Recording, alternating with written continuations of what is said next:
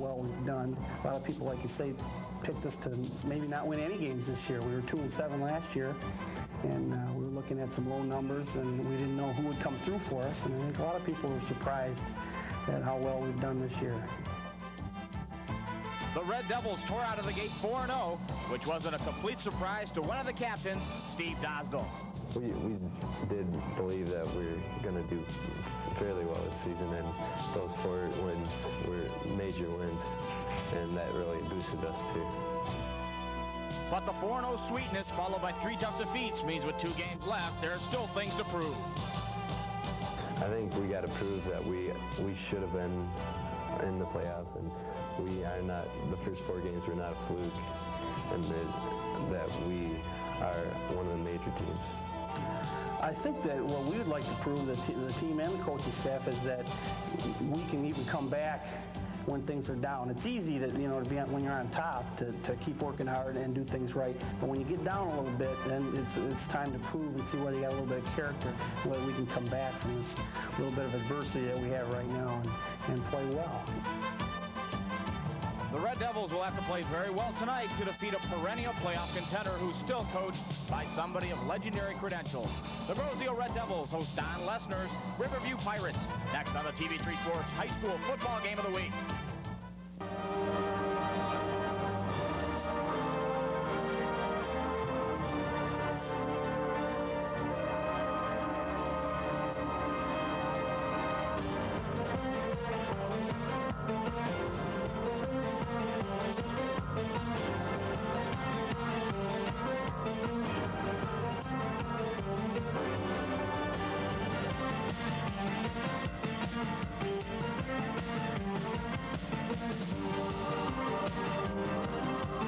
TV3 Sports proudly presents the Game of the Week.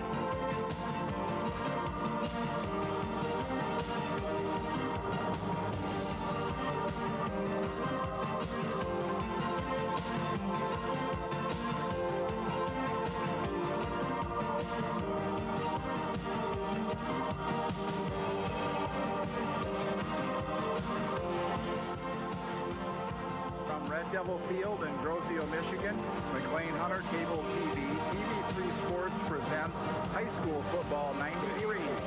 Tonight's game, the Riverview Pirates versus the Grosse Ile Red Devils. Hello everybody, joining Bob Zahari and Rick Chapo, I'm Jay Strasner to bring you this Huron League action. Riverview comes in here tonight needing a victory to stay alive in the state playoff race, while Grosse Ile comes in on the heels of 3 consecutive losses, one of them a big upset to the Flat Rock Rams last week. They're going to try to do the same thing to the Riverview Pirates tonight and pull the upset. For a look at tonight's game, here's Bob and Rick. Thanks, Jay.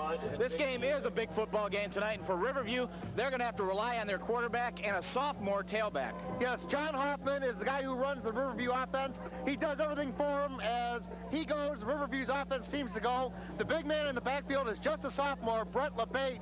He can catch the ball as well as run it. We see him handling the ball quite a bit in the football game. What about the injury situation? Jay mentioned it, and one of their key players has been hurt along with their 2 offensive guards. Yes, Eric Bernache has been hurt most of the season for Grosse Ile. He's number 12. He's going to make the start tonight. In the event that he gets hurt, they will come in with Welsh going back to tailback. He is the quarterback, and then they will come in with John Cowley, only a freshman quarterback and a freshman playing varsity football. We'll just have to wait and see how that might turn out. But it's a big football game for both teams, especially Grosse Ile after losing the last 3 weeks. They want to get a win here tonight on their home field. That's right. Riverview hopes to win and maybe assure themselves of a state playoff. They got Allen Park in their final game. We'll be back with the opening kickoff and the starting lineups. It's Riverview Grosse Ile coming up next on TV3 Sports.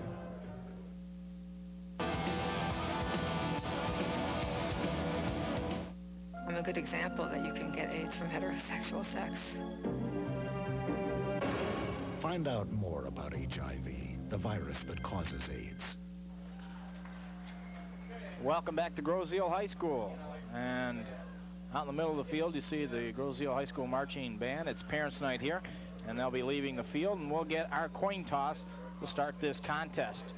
Right now, I'd like to apologize to the folks at home that are used to seeing graphics As it is, what happened, our graphics machine died on us right before the start of this football game, so you will not be seeing the printed names of the players on your screen or the printed score. We'll do the best job we can bringing you every other aspect of this football game as we get the coin toss out in the middle. Let me give you the officials for tonight's ball game. The referee is Joe Brody. He's from Flat Rock. The umpire is Jim Munoz from Plymouth. The linesman, Dan Krinko from Northfield. The line judge, Bob Brody from Flat Rock. And the back judge, Russ Carlson from Plymouth. There you see the captains out in the middle of the field waiting the coin toss. Captains for Grosse Ile, Trent DeGrazia, Steve Dosdell, and Chris Dragon. And for Dr. Don Lesnar and his Pirates, captains are John Hoffman, Scott Richter, Kevin Dodd, Todd Lockhart, and Matt Gill. Riverview will be kicking off, and Grosse Ile will go on offense first. Beautiful night for football, Rick. It's calm as calm could be. It's football weather probably in the 50s, and you won't be able to blame the way you play on the elements tonight. Just crisp and clear weather late in October. We love to see it here on TV3 Sports. Good weather for some sticking, and that's what we hope we hear in tonight's game. We want to hear pads popping and bodies flying as is usual with a Riverview Grosse Ile matchup. One of the outstanding facilities for football here in the Downriver area, no question about that. Love coming here to Grosse Ile. There you see Mark Welsh warming up on the sideline. He's their standout junior quarterback, so he'll be back next year. A lot of underclass players for both teams in this game, and see these coaches, especially Coach Wilson of Grosse Ile, trying to build a program here in his first season. Yeah, he's done a great job. Nobody really expected them to do much this year, and Kevin Wilson, his first year as head coach, has done just an outstanding job. And we'll mention the rest of his coaching staff. Of course, everybody knows Jerry Thome, who's been in coaching for 28 years as his defensive coordinator. And Jerry, I'm sure, lent some stability to this program when Tom LaFramboise decided to call it quits. Doing the kicking for Riverview will be number 50, Kevin Dodd. And he'll be kicking deep to Scott Plonka and John Cowley. And we get this thing underway. Fielded at the 10-yard line by Plonka. Plonka kind of slowed up. He would have got out over the 20 for sure, but he didn't have any place to go, and he gets tackled at about the 18-yard line. Let's take a look at the Grosse Ile Red Devils offense, and I guess we're not going to actually be able to see the graphics tonight. If you just joined us, we apologize. Our graphics machine died on us. At center, Trent DeGrazia. The guards, Scott Perry and Chris Dragon. Dan Feldhauser and Nate Khalil are the tackles. Tight end is Jim Proctor. The slot back is Scott Plonka. The split end is Joel Kuntz. And in the offensive backfield, the quarterback is Mark Welsh. The fullback, Steve Dosdell. And the tailback is Eric Bernache. 1st and 10 at the 18 for the Red Devils. We'll give you the Grosse Ile. Check that. We'll give you the Riverview defense in just a moment. 1st and 10 out of the power I. Rolling is the quarterback, Welsh, and he might have lost a yard on the first down play. First defensive hitter for Riverview was Scott Richter, number 25. You could tell when Bernache started off around the end of that time, a little bit ginger on that ankle, and I don't think he's going to play too much based on that. Trying Welsh on the quarterback keeper. Here's the Pirate defense. Kevin Dodd is the middle guard. The tackles, Todd Lockhart and Tim Sohn. The ends, John Lott and Matt Gill. The linebackers in the middle, Craig Brandis and Ray Chantos and Tarek Matt are to each side. Secondary, Brian Collins, Chris Sawmiller, and Scott Richter. They'll hand the ball off. Grosse Ile will keep the ball on the ground for the most part of this contest, and they'll play action. They'll try to trap and counter inside and use their quickness. That's what Dr. Don Lesnar said about this Grosse Ile team, is they have a lot of team quickness. Well, they'll have to show it right here on 3rd down and 10 coming up. Kind of a bad situation for a young quarterback, Welsh. See what he comes up with. 3rd and 10 at about the 18. This one's thrown. I think it was a lateral. It was intended out there, I think, for Eric Bernache, who's got that tender ankle, and they're going to mark it for a loss of about 4. John Lott, number 63 for Riverview, had it diagnosed. Even if Bernache would have caught the ball, he wouldn't have got too far with it. Now, Grosse Ile will be punting from deep in their own territory here after a 3-and-out first possession. Scott Plonka will be back to kick it away. He does all the kicking for Grosse Ile. And Riverview will put back Jarrett McCartney and Tarek Matt. Pretty good snap. Kicking from his goal line. Fielded on the run at about the 35-yard line of the Red Devils, and down at the 31 is Jarrett McCartney. McCartney did a good job by catching that one and advancing it upfield. Riverview starting off in exceptional field position here on their first possession. As you see, John Hoffman, number 15, he'll be turning the key for this Riverview offense. Their offensive line, Kevin Dodd is the center. Todd Lockhart and Matt Gill are the guards. Rob Sargent and Nick Medell are the tackles, and tight ends Mike Ellison. Flanker Jarrett McCartney, to split end George Harusi. And the offensive backfield, John Hoffman, Greg Sawmiller, and Brett LeBate. And we have a flag before the ball is snapped. And encroachment against Grosse Ile is going to be the call. So that's going to make it 1st down and 5.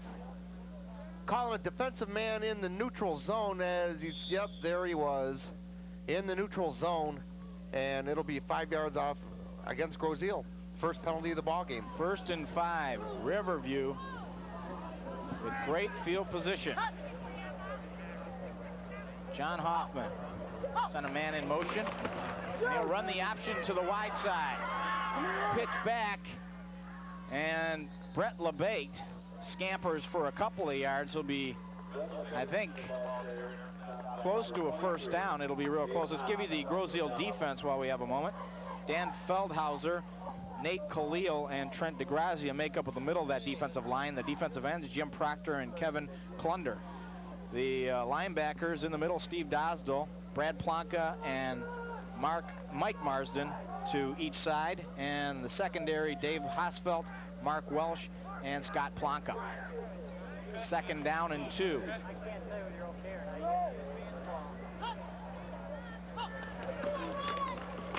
Keep it on the ground, go right up the middle, hand it up to their fullback, Greg Sawmiller, and he's got a 1st down. Good tough hitting in there by the Pirate offensive line. See them really fire out here. They only need a couple yards for the 1st. And Sawmiller got the job done.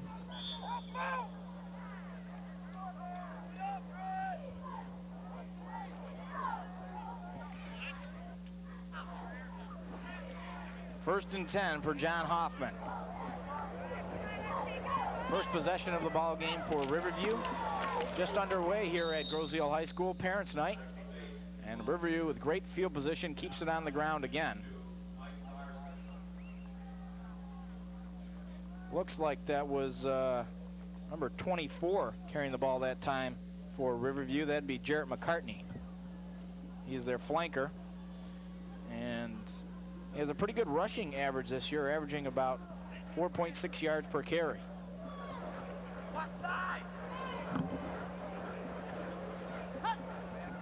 Inside the 20-yard line, about the 17, 2nd down, about 6.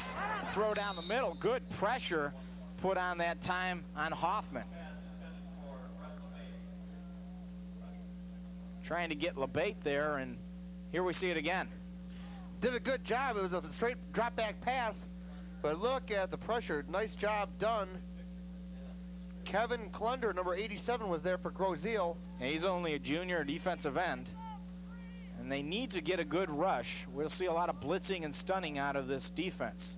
3rd down and long situation now. Gary Thome uses 3rd down and 6. Ball at about the 17-yard line. No score. Hoffman hands the ball off. Big hole. LeBate's got the 1st down, or he's going to be close to it. I think maybe I spoke a little bit too soon. Looks like he got tackled just a bit short of the first down. Short by about a yard as they go to LeBate. He had a pretty good hole, and it got closed down in a hurry by Welsh. Number 16 had a little help from Plaka. 4th down and a short one, and I believe we're going to see a play from scrimmage here from Riverview. So Dr. Don Lesnar, although he has a pretty good kicker, decides to go for it on 4th and short. 4th and about 1.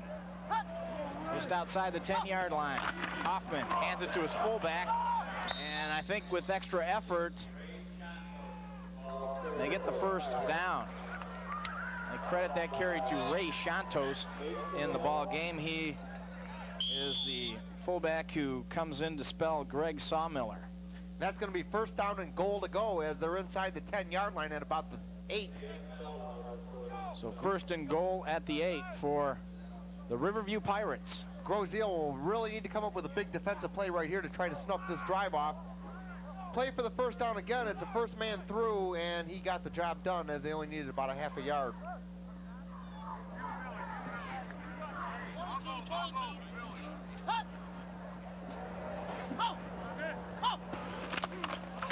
Quick pitch to LeBate, who'll try to get the corner. Good outside support, as one of them there is Scott Plonka. And I'll also give credit to Dave Hosfeld.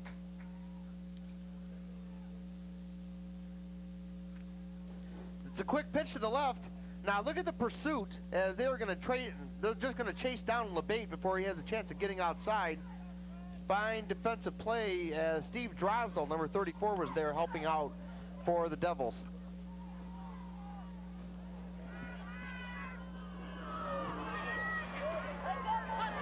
So I will credit that to Drosdell. That was not Plonka. It was number 34 I've seen. Rolling out and hitting a wide open Pirate, and he is in for the touchdown. I couldn't tell if he fumbled the ball before he made the catch, but Ray Chantos, fullback, came out into the flat and was wide open, and Hoffman hit him for the score. But Chantos bobbled it just a little bit, but he lugged it in plenty of time. And the first score of the ball game is on the board with just over 6 minutes remaining here in the opening period. So in will come Kevin Dodd, who's 12 of 17 on the year, and extra points to attempt the extra point. Bad snap. Here comes the fire play, thrown and caught for a 2-point conversion. Wow.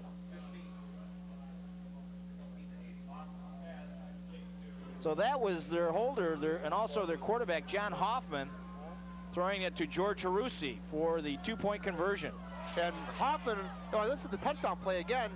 We'll see the intended receiver, Ray Chantos. He bobbles it just a little bit, but he lugs it in, and then just is going to go into the end zone. He got a block from Jared McCartney. Bobbled it in the end zone, but fell on it for the touchdown. And then the 2-point conversion play was good on the fire snap. Hoffman really had to come up with the ball and hummed it in there for the 2-pointer. Get it up in there! So right away, Grosse Ile behind the 8 ball, trailing 8-0. That's probably the thing that Kevin Wilson did not want them to do, is fall behind early in this contest.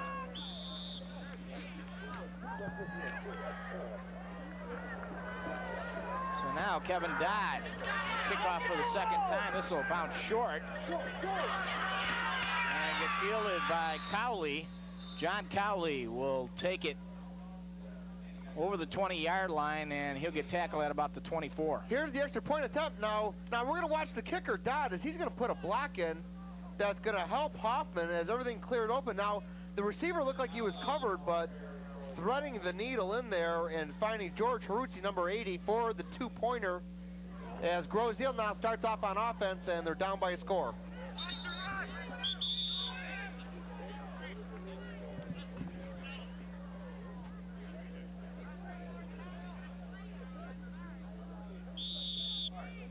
Eight to nothing, and Mark Welsh will come up with the unbalanced line and a power eye set. See this all night. There's play action, and Mark Welsh had no place to go. Welsh got mowed down by Tim Sohn, number 68, as he never had a chance. He dropped straight back and wanted to take a look and found nothing but number 68 in white for the sack, and now a second down and about 15 coming up for Grosse Ile. That's Sohn's first sack of the year. They had a dog on this time as they sent 2 linebackers and had a little bit of help from John Lott, number 63, as they wrapped Welsh up before he had a chance to do anything. He's also the son of the line coach, Jack Sohn, who's been with Dr. Don Lesnar for 24 years. They go to Bernache in the backfield, and he's going to lose a couple more, and this is going to bring up third down and even longer. We talked at the outset of the quickness of Grosse Ile. Riverview is showing exceptional quickness on their front 7 on defense right now, as they're really taking control. Just a fake and then a handoff to Bernache. Again, we said he's hampered with an ankle injury and maybe not getting off the ball as fast as he would otherwise. Third down and very long now for the young quarterback Welsh. If you're just joining the action, we apologize. Our graphics machine has gone down. Out of the shotgun.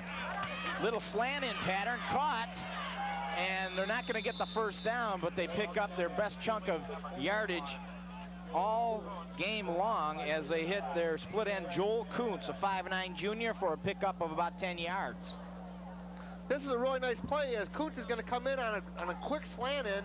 There he is. He's open in his own defense. Again, Grosse Ile had about 17 yards to go for a first, and they got about 10 of it back, but they'll be punting now. Yeah, he needed his average. He averages about 17 yards a catch, but he didn't get it this time. Scott Plonka kicked this one away. Pretty good kick, and fielded by McCartney at the 45-yard line.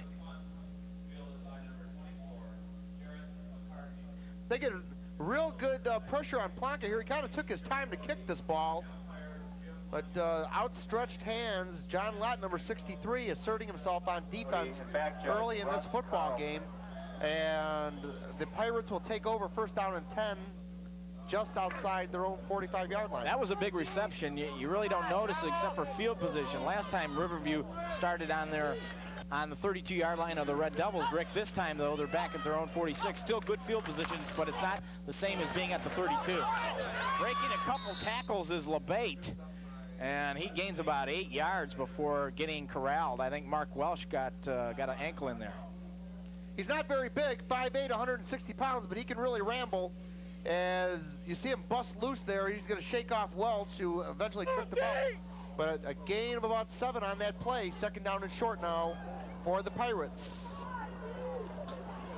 Riverview with their second possession. They lead it 8-0. I'm Bob Zahari along with Rick Chappell. Jay Strasser down on the field.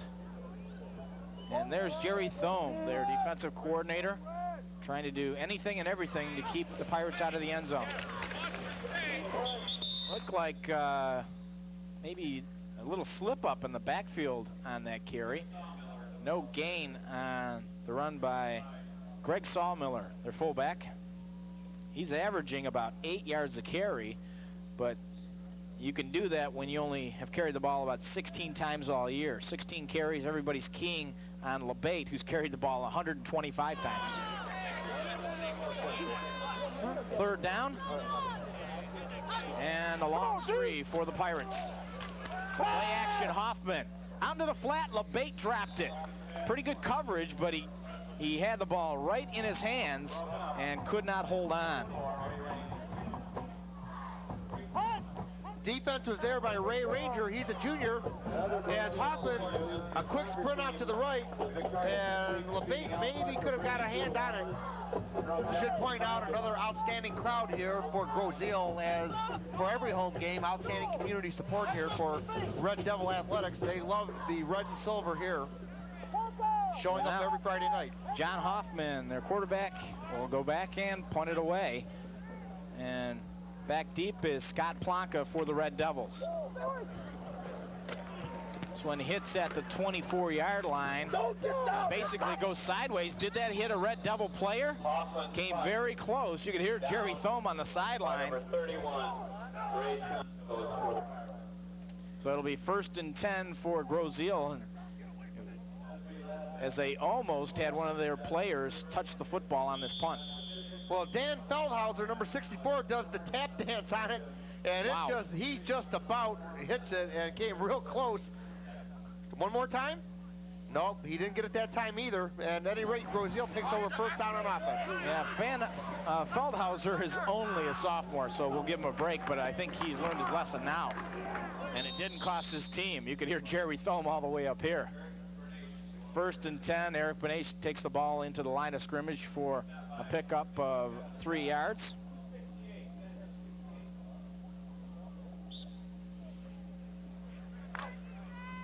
Inside of a $1.50 remaining here in the first half. 8-0, Riverview leading Grosse Ile. Grosse Ile with their 3rd possession of the football game.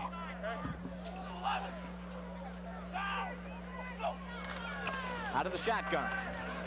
Welsh trying to throw a little down and out pattern. It might have been a screen, and it looked like Bernache had to try to break out of the pack because it was read well by this Pirate defense. And not only that, but they're getting exceptional pressure on Welsh as well. Credit the front defensive line for Riverview. They seem to really be outmatching Grosse Ile's offensive line at this point. We did mention in the open that the 2 guards, Chris Dragon and Scott Perry, have tender ankles for this Red Devil offense. 3rd down and 7. Bernache in motion, rolling is Welsh. He's going to get pressure from behind. He'll unload it and nearly had it picked off. Craig Brandis, number 35, was the man that almost picked it off for Riverview. And yet another punting situation on 4th down and long now for the Grosse Ile Devils. Yeah, we're going to be calling Brandis' name all night. He's their leading tackler with 53 tackles and 41 assists. He has 1 sack, 1 interception, 1 fumble, and he almost had a 2nd interception on the coverage that time. So Grosse Ile will be forced to punt for the 3rd straight time. Scott Plonka gets it off. This one's a little bit short. Fair catch called by McCartney, and he lost it, but he's right on it.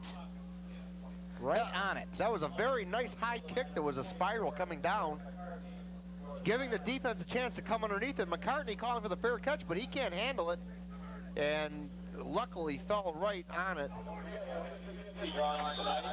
Yeah, you know, Jerry Thome told me about Scott Plonker, who does all their kicking, that he might even be better than Bob Banks. And remember what a good kicker he was here for so many years with Tom LaFramboise. And Plonka averaging almost 30 yards a kick this season. 1st and 10. Pirates winning the game of field position this first half. They go to LeBate, and he picks up some good yardage. They're going to give him about 9 on that carry. Close to a first down. Offensive line for Riverview really taking care of business. They almost got a tackle on Hoffman there, but not before LeBate scampers upfield for 9 yards. This is the 2nd time in this game that Riverview has started their possession in Grosse Ile Red Devil territory. So Kevin Wilson doesn't like the battle of field position. He's not winning it thus far. His offense needs to get moving. And Grosse Ile trails 8-0 here on Parrots Night as we've played 1 quarter of football. Now let's take a look at the TV3 Sports High School Football Flashback. 20-yard line. Here you get a look right at the line of scrimmage. 4th and 3. They'll pitch it back to Jenkins. Benson's got him in the backfield. Jason Benson makes a big defensive play in the backfield. And once again, Grosse Ile makes a big defensive stand. They'll take the football over. Of course, they were helped near the end of the first half.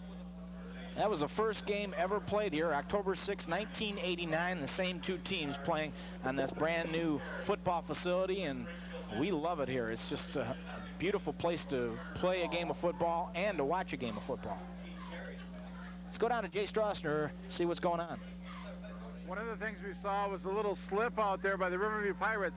When this field gets a little bit damper as the dust settles in even more, the center of it was a little bit slippery, and with the band and everything out there, the pregame festivities, it could make it a little bit messy. Back upstairs. Yeah, we have seen a couple of players slip in that first quarter. 2nd down and 1, play action. Hoffman going up deep, and he has it picked off. Mark Welsh read it, and he picks it off. And he'll try to go up the sideline. He will come back with the football. Good run back by the junior quarterback and also the fine secondary man for this Grosse Ile Red Devil team. Mark Welsh doing a fine job of adjusting to this football. The intended receiver was McCartney going down the center of the field, but Welsh stepped right up in front of it, and then a good run after interception as he got it back up the field. Grosse Ile now hoping to capitalize on some of this. Here's the ball. It's launched downfield, but look at the adjustment by Welsh as McCartney was being covered one-on-one by Planka, and he's back there in a center field position, coming back trying to jumpstart this Grosse Ile offense. Now Grosse Ile will try to get it going. That was Welsh's second interception of the year. Pickup of 4 on the first down run. Second down and check that. We're going to call it 3, second down and 7. And you can see Bernays shaking up on that play, and I think he's going to come out for a breather. As the young freshman quarterback will now check into the game for Grosse Ile, as Welsh will go to tailback, as we said at the outset. They kind of expected this. Kevin Wilson told me that it wouldn't surprise him if Bernays only went one play before that ankle forced him out of the contest. John Cowley, freshman, and at quarterback. I watched him warm up, and he's got a pretty good throwing arm, but they want to keep the ball on the ground, and they'll hand it off to Mark Welsh. He's going to have to carry the load tonight. So that'll bring up third down and about 4. John Cowley is 5'10", 155 pounds, only a freshman, so he's got plenty of football to be had here at Grosse Ile High, trying to get his career off to a decent start here tonight. Making his first start. They worked with him all week long. Bernays tried to come back on Tuesday, and they kind of knew then that he probably wouldn't be able to make it a whole game here. Riverview is doing the job on that defensive line, and they tackle Planka for a loss, and that'll bring up 4th down and about 8 yards to go. Once again, the Red Devils stall on offense. Tim Sohn, number 68, had help from number 88, Mike Ellison there, smothering Welsh, the running back. This play is not going to get off the ground as Sohn was right on top of him. Another punting situation now for Grosse Ile. They'll want to make sure they get this one off and get it downfield. Jarrett McCartney deep, and with only one deep, we'll have to see whether or not Dr. Don Lesnar has his Pirates go for the block here. Came close to getting Scott Planka last time. Grosse Ile trails at 8-0. A little over 10 minutes remaining here in the first half. Planka under pressure, gets this one away. It'll hit at the 30-yard line and take a Red Devil bounce, and it'll get down at the 26-yard line of the Pirates. So now they can play a game of field position after that interception by Welsh, although their offense is hurting them so far. Mr. Lowry to report to the concession stand. They are really coming after the punter on every punting attempt. I think Riverview has their eyes on blocking one kick at least tonight, but Planka did a nice job getting that one off. 25-yard line, we'll call it the 26. That's where Riverview will take over on this possession, first down and 10. So the senior quarterback, 6-foot senior John Hoffman, brings him up. One back set, and LeBate will not go down as he picks up about 18 yards on the run. Great run by the little sophomore tailback.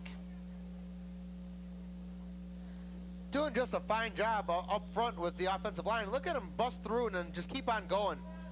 Very quick individual as Welsh will eventually hog time and drag him down, but not before a first down play of about 18 yards. That time Lesnar spread the field out with 3 wide receivers and 1 back, and then they handed the ball off. Here's Chantos. Chantos with a big chunk of yardage. 9 yards near another first down for the Pirates. Just a run through the center of the line, but again, look at the hole that offensive line is creating, then good tough running at the end of the play. Ray Chantos, 5'9" senior. Sharing a lot of time this evening with Greg Sawmiller at the fullback position. Dr. Don Lesnar in his 27th year as head coach of Riverview likes what he sees right here, second down and 2. You can do so many things when you pick up that kind of yardage on first down, Rick.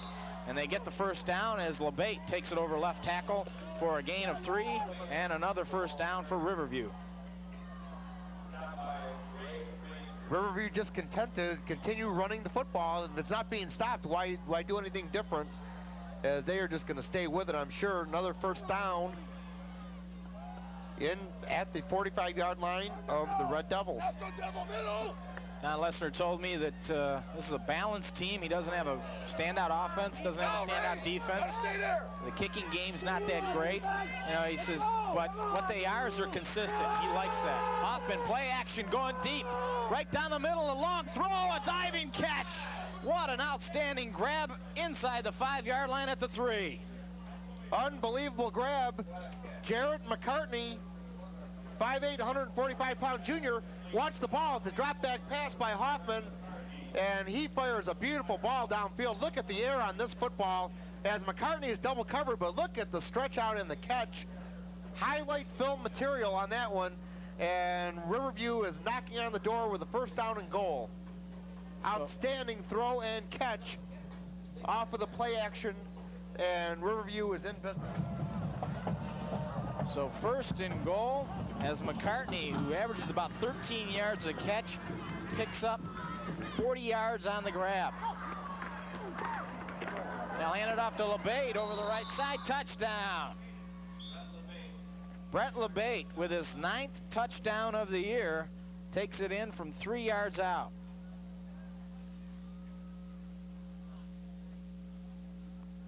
Touchdown play again, just a straight tailback handoff, sending the fullback through the hole first. They only needed about 3 yards, and they got it. Not as flashy as the play that got him downfield, though, however, but Riverview will take it as we get set up for an attempt at a kick.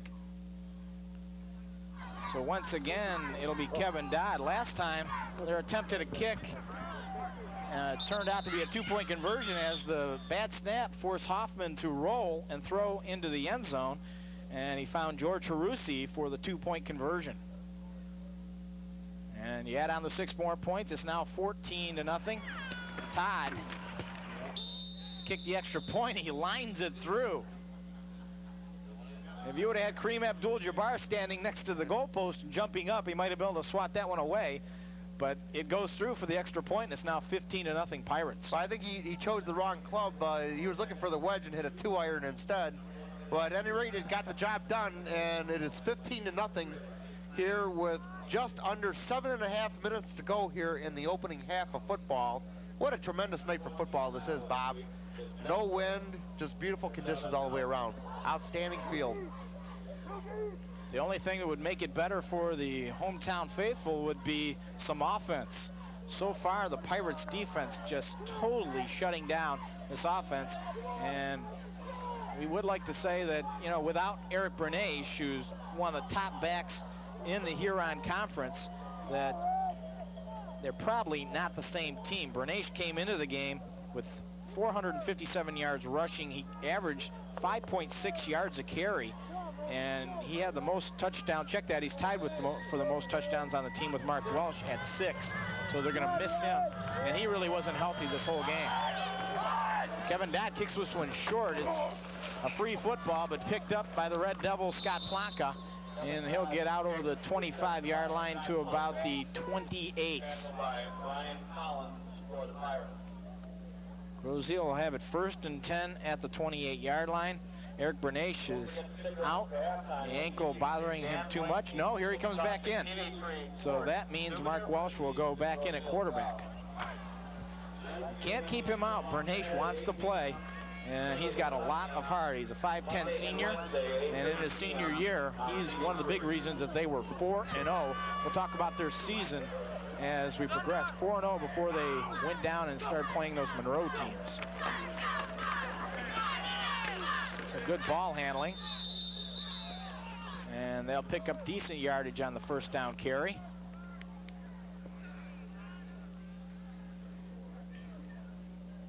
Steve Dosdell, their senior fullback, picked up about 6 yards on the first down carry. Dosdell, 58 rushes, 223 yards, 3.8 yard average, and 4 touchdowns. And as we mentioned before, one of the captains of this football team. 2nd down and 4. just shy of the 35-yard line. Welsh hands it to Bernays. She'll try to get the corner. We do have a flag down on the play as Bernays gets dragged down after a pickup of maybe one. Only the second flag in a pretty well-played first half overall. Yeah, this is very refreshing so far, as we haven't had many flags in this contest. Knock on wood. Well, at any rate, they're talking to the Riverview captain, so that would mean that it is going to be against Grosse Ile, and then in fact is. So Joe Brody marks it off. 10-yard mark off. That'll make it second down and 15.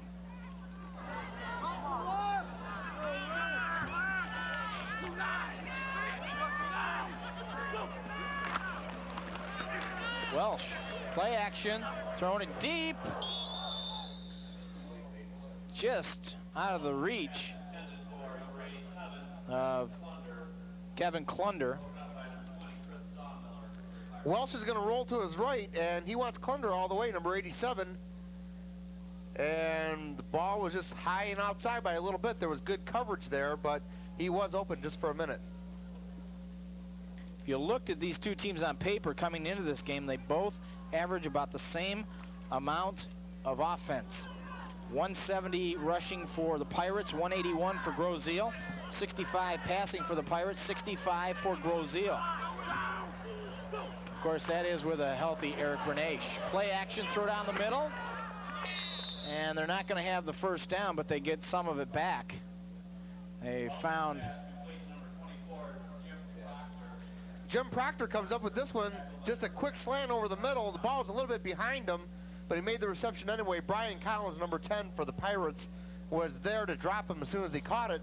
Another fourth down situation, and well, we're going to watch the Riverview defense as they've gone after the punter on every punting attempt so far. Really trying to put the heat on number 14, Plonka. Scott Plonka will set up the return this time. Got two deep, and it bounces in front of McCartney, and that's going to cost him about 15 yards. It hit at the 40, and it rolls all the way down to the 24-yard line, maybe almost 16 yards. It costs McCartney. If Jarrett would have come up and made the grab, they would have the ball out near the 40.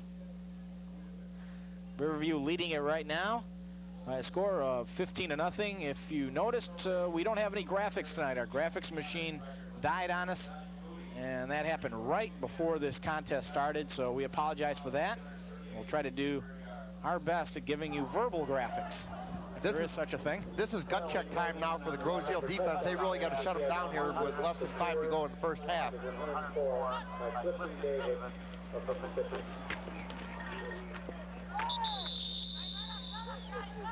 Good defensive charge by the Grosse Ile defense that time.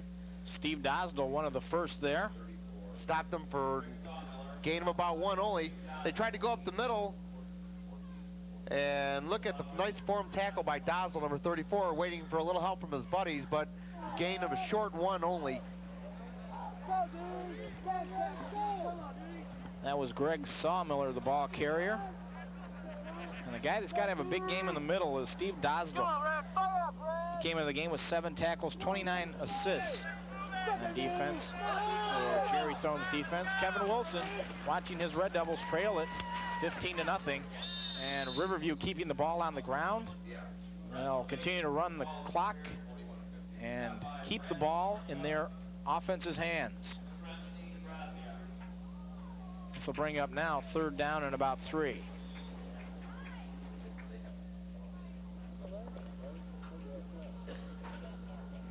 Head coach Dr. Don Lesnar of the Pirates likes to keep players fresh.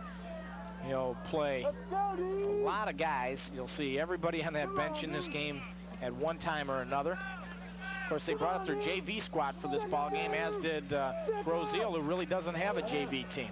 That's why Dr. Don Lesnar brought up his JV squad. They didn't have a ball game. That's how low the numbers are here at Grosse Ile High School. No JV program this year. At any rate, the Grosse Ile defense steps up and stops them short. 4th down and short 3, maybe a long 2, and a punting situation now for Riverview. under 3 minutes rather, remaining here in the first half. And still some time for Grosse Ile to possibly get something going here on offense. They've been shut down pretty solid. John Hoffman will kick it away. Back deep is Scott Plonka. Get this one off, call for a fair catch, and make it at the 43-yard line. It'll be 1st and 10 at the 43 for the Red Devils. And I've got them with all 3 timeouts left. There you see the extent of our graphics tonight. The scoreboard. But we can still get you some beautiful shots. And there you see some of them on the sideline here at Grosse Ile High School. It's Parents' Night. And the Red Devils right now are disappointing their parents because their offense has not moved the football.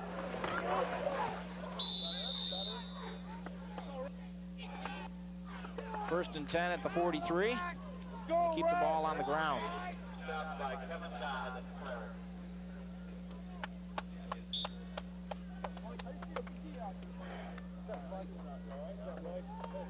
Out there now? Comfortable? Okay? Looks okay out there. You all right? Okay, buddy. Go, Red. Let's go, Red. Move the ball. Go, Red. Come on, Red. Let's go. Come on, Red.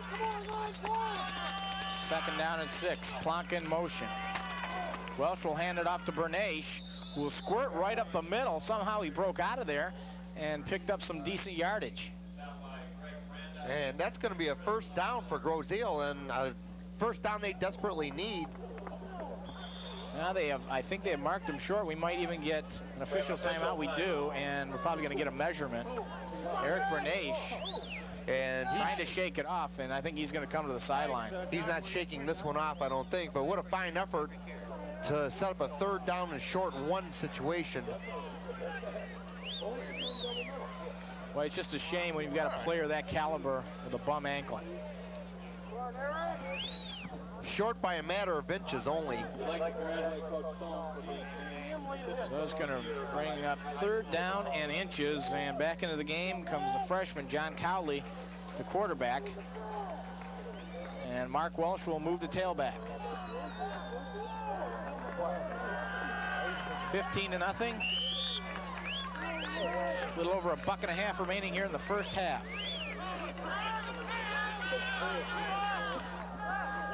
Todd Lockhart, number 55, with a little protective gear on that right arm. It looked like covering of a cast of some kind. Very, very tough young athletes out there on the field, and that's going to do it for 1st down yardage. Mark Welsh, the ball carrier, got stuck out there, but he was able to push Brandis enough for the 1st down. Brandis in on the tackle. Welsh with just good hard running. He only needed a couple of inches and got about a yard. Keep this drive alive for Grosse Ile, as time is definitely not on their side, though. However, they'll have to get down the field in a hurry to have a chance to score here. I have them with all 3 timeouts left, the Red Devils. 1st and 10, they're into Pirate territory. Play action. And the freshman Cowley gets knocked out of bounds. John Lott, number 63, was the man that chased him down from the opposite side of the field. Keep in mind that Cowley is only a freshman quarterback, and he got flushed out of the pocket there. Yeah, he's a real sack guy, John Lott. He came into the game with 6 sacks on the season, 20 tackles and 24 assists. See, Lott, he's chasing Cowley down all the way. He's going to get a little help from Mike Ellison, number 88, but not a whole lot of yardage to be had there. He lost about 5 yards. Let's go, Red. Come on, Red. 2nd down and 15. Out of the eye with a couple of receivers split to the top. Just a fly pattern. Jump ball, and it's caught. It is caught at the 30-yard line.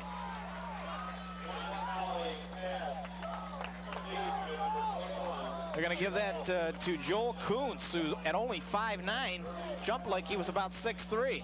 And that was Joel's audition for the Grosse Ile basketball team as he went up there. Now watch, young quarterback, he's just going to float this one way up in the air. Not a very good pass at all. It had considerable air on it, but this is just a jump ball. McCartney and Kuntz are both going to get a hand on it, and then Kuntz is going to come down with it. He's a junior, 5'9", and a 1st down for Grosse Ile. Actually, I think that was Scott Richter, number 25, on the coverage, but A big grab by Kuntz, 5'9" junior with 3 receptions for 52 yards this year. As I mentioned earlier, averaging about 17 yards a catch. And he makes the big grab for the first down. This is the deepest penetration by the Red Devils in this first half on offense. They've had a real rough time moving the football, and Kevin Wilson knows that with the injury problems he's had, that maybe this team might gel by the time they come out for the second half of football. We haven't seen them gel in this first half. Kevin Wilson, in his third year at Grosse Ile, you remember he came in and helped out Tom LaFramboise, and what a job he did working on the lines. Tom LaFramboise, you know, even picked him out and mentioned him as a guy that helped them get in the playoffs that one year. There's a pitch back, and he's going to lose about 12 yards on the play. They pitched it back to Mark Welsh. He faked the reverse, and he was going to throw it, but he was under pressure, and then he lost his footing. Considerable loss of yardage on that play, as they lost about 13 or 14 yards, which of course will keep the clock rolling now. Trying a little bit of deception here, but Welsh slipped and went right down. Second down, and they'll try to hit the slant into Joel Kuntz.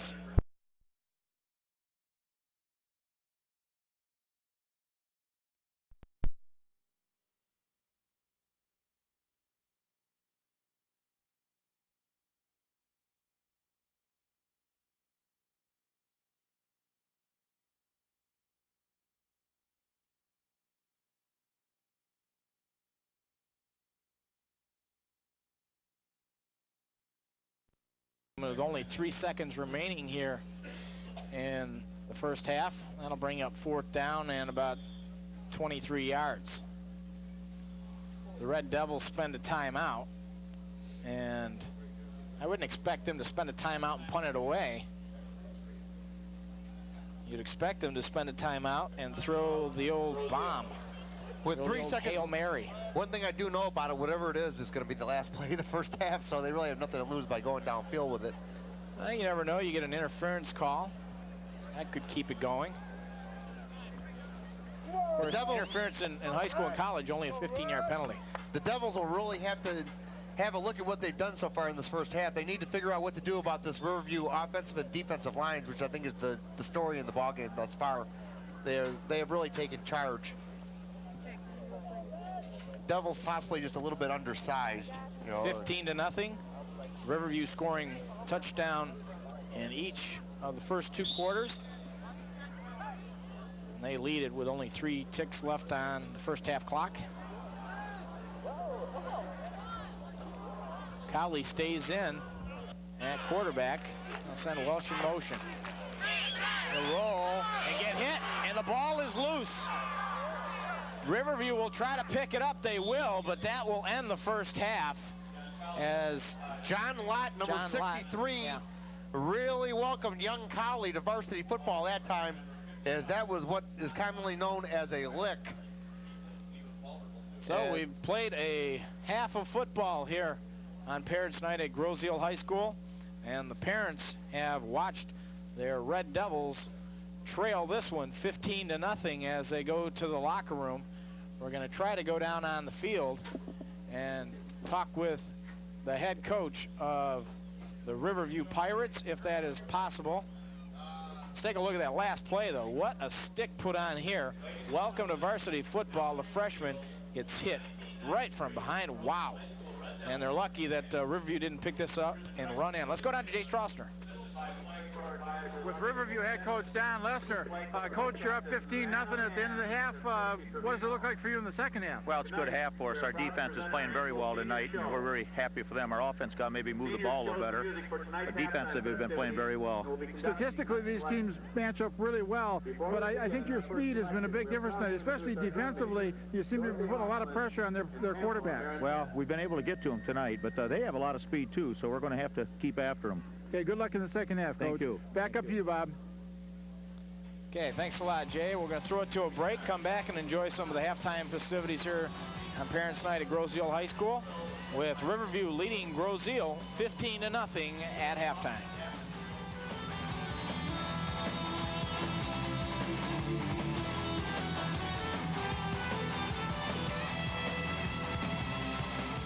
People don't typically think of me as the type of person who would have HIV, but I do.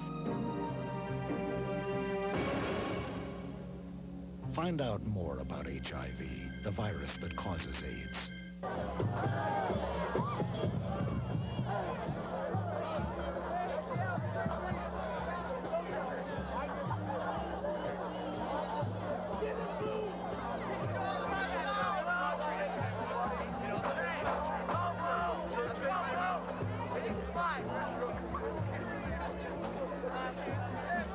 This is not a good idea.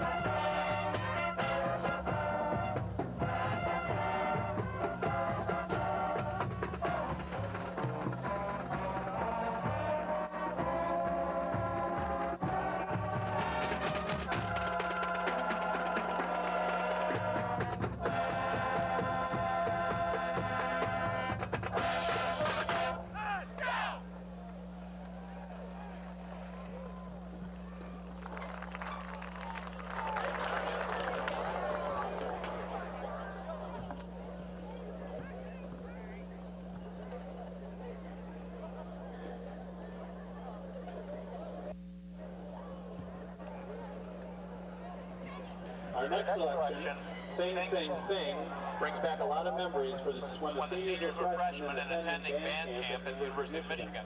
Our conductors are Vanessa J. Camilli and Lisa Buckley.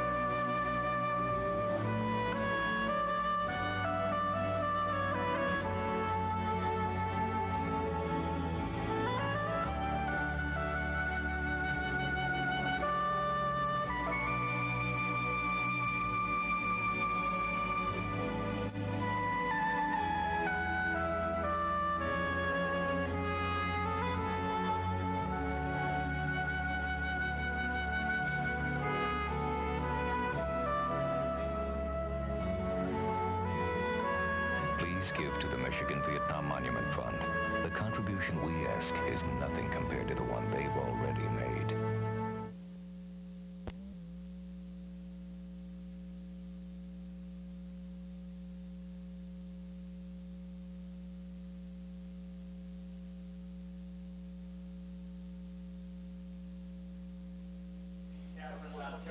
Welcome back to Grosse Ile High School. We're at halftime. It's 15-0. Riverview leading Grosse Ile. And I guess we've got some videotape of some of the halftime festivities that took place here. I think it's our own Dan Blakeney. What was he doing? Well, if we get a look at it, oh, he's waving to the crowd. Look at that. He's throwing Frisbees up into the crowd. Something he's good at. Throwing Frisbees into the crowd. Dan Blakeney. There he is, TV3 Sports. Of course, you had to turn your head upside down to see that logo, right. But that's exactly what it was. That's right. Look at he can't even throw him into the stand. Oh, I love that. We're going to have it on slow-mo replay. Blakeney coming up with the Frisbee again. Oh, that was painful. That was painful. While I have a chance, before we talk to the head coach of Grosse Ile, let me give you the first half scoring summary. First possession of the ball game, Riverview took over on the 32-yard line of Grosse Ile. Took them 7 plays. They went 32 yards for the touchdown, and the touchdown was scored by Ray Chantos on an 8-yard pass from the quarterback John Hoffman, and then Hoffman on a botched extra point attempt ended up throwing to George Harusi for the 2-point conversion. That made it 8-0 with 6:14 remaining in the first quarter. Then later on in the second quarter, it was Riverview taking the ball at their own 26-yard line, putting together a 5-play, 74-yard drive, 3-yard TD run by Brett LeBate made it 14-0, and the kick by Dodd made it 15-0, and that's where we are at halftime. Big play on that was that bomb, and that was just an outstanding catch. Let's go down the field now. We've got our own Jay Strassner with the head coach of the Grosse Ile Red Devils. With Kevin Wilson, the Grosse Ile head coach. Coach, down 15-0 at halftime. What can we look for in the second half from the Red Devils? Well, we're hoping we can get a little blocking on the offensive side. We haven't been able to generate any offense yet. Our offensive line getting pretty well handled so far. Okay, now, both teams, I asked Coach Lesnar earlier, both teams stack up real well, I think, statistically. You have speed, they have speed. What's it going to take to get back in the game here in the second half? I think we got to, the first time we get the ball, we got to have a sustained drive and get a rhythm going on offense to get us back in. Okay, good luck in the second half, Coach. Thanks a lot. Back upstairs. Let me give you possessions in that first half. Grosse Ile started the ball game with the ball, and it was pretty much the storyline of the first half for them on offense as they got it at their own 18. They lost some yardage, and then they punted away. 3 plays and a punt. Their second possession, 3 plays and a punt. Third possession, 3 plays and a punt. Then the second quarter, what do you think? 3 plays, yes, and a punt. Their fourth possession, 3 plays and a punt. And then finally, they moved the ball a little bit before halftime. 8 plays before that fumble on that humongous hit by the sack leader for this Riverview Pirate defense, John Lott, a 5'11 senior who came into the game with 6 sacks, and he definitely picked up his 7th. And John Colley, the freshman, had that sack the hard way. As he got hit from behind and did not even see him coming. And he got welcomed to varsity football at the same time. That's right. Riverview had 5 possessions in the first half. We mentioned the first possession, 7 plays and a touchdown. Their next possession, 3 plays and a punt. They followed that with 2 plays and an interception by Mark Welsh. And then they scored on their next possession, 5 plays and a touchdown. And then finally 3 plays, and they punted it away. So 5 possessions, and they score on 2 of them. Before we get going here for the second half, here's a quick recap on that last play of the first half. And see, it's a young Colley. He's only a freshman quarterback, and he really takes a lick by that man, John Lott, the sack leader for Riverview. As Riverview will get the ball first here to begin the second half. And just joined us, that play right there was a Hail Mary type play they were setting up. Only 3 seconds left. Let's go down to Jay Strassner before the second half starts. Hey, we were talking a little bit earlier in the first half about Todd Lockhart's cast. It almost kept him out of this game. The officials weren't going to let him play. They did some modification to it and got him in there back upstairs for the second half. Grosse Ile kicks it off. Riverview has the ball. And we have a flag down on the kickoff return. Tarek Matt, the middleman on the kick return for Riverview, returns it out to about the 27-yard line, but we do have a flag down on the field. And I believe it's going to be a clip on Riverview, and that'll march them back deep into their own zone to start off this half. So this could be just what the doctor ordered for the Red Devils defense if they can, as we see Joe Brody make the call, the clip, or move it back deep into Pirate territory.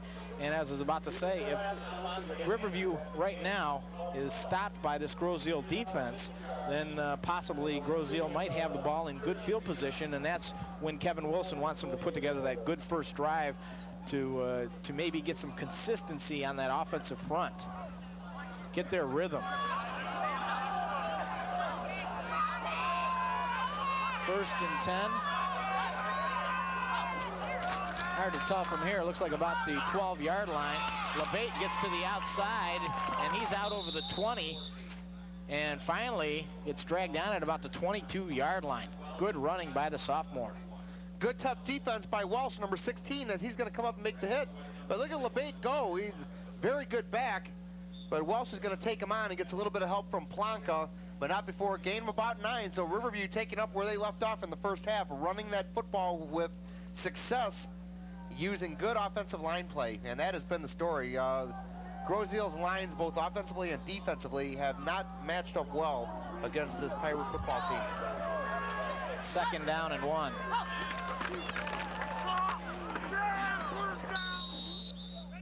Right up the middle, the Red Devils stopped them cold, and I think they have recovered a fumble. The Red Devils have pounced on a fumble, and this could be the break they needed. Their second turnover of the football game, they got an interception earlier. We didn't see the ball squirt loose that time, but evidently it did, and Grosse Ile was there to pounce on it, and now young Cowley checks back in at quarterback, only a freshman.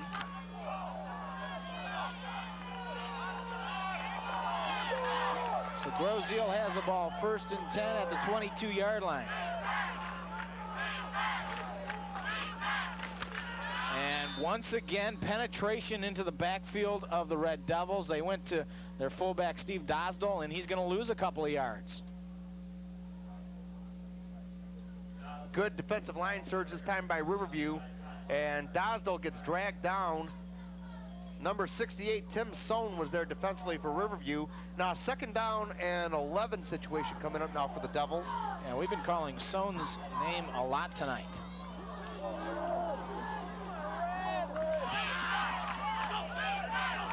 Second and 11. Another big stick in the backfield, and I think they've lost even more. They're running to the strength maybe of that defense when you realize you have a lot over there at defensive end for this Pirate defense. And he's their sack leader and one of their leading tacklers. Todd Lockhart is going to be the man that's going to get there first with help from John Lott. Those two, credit that defensive line for Riverview. They have really taken care of business in this game so far. Not much rushing yards for Grosse Ile at all. Loss of 2 more. Second down and 13. Throw down the middle. Nearly picked off. And what happened there is on the near interception by, looked like Chris Sawmiller, number 20. I think the Red Devils would have been better off if they'd picked it off and then fumbled it. Just a sprint pass to the right. The young quarterback throws a pretty good pass that time, as the ball almost got intercepted by 2 different players. Sawmiller came up with it almost. What you're saying by a good ball is the last time he threw one as a wounded duck, but this time they had a good-looking throw, good spiral, but they did not connect. So it'll bring up 4th down and 13.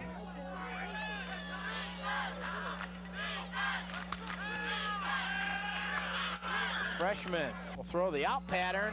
He's got Welsh, but he's going to be a little bit short of the first down, about 3 yards short. So they pick some of the yardage back up, but Riverview's defense does the job. They do not allow the Red Devils to score. A roll to the right again by Colley. He's getting chased and going to try to get flushed out of the pocket again. as he goes to Welsh on a fine catch.